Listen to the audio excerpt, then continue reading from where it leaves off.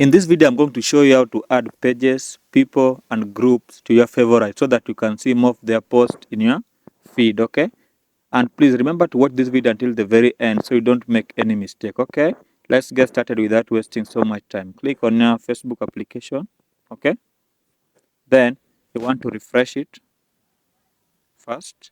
Then you'll click on your profile picture. Remember to follow every step, okay? Then you locate this gear icon, this one right here. Click on it. Then scroll down until you see this one, content preferences, okay? Then you'll click on favorites, okay? Then these are the pages here that I currently have here. I can add them to my favorites, so I'll be able to see their posts more often on my feed, okay? Let me say I want to add this Laban Orende to my favorites, okay?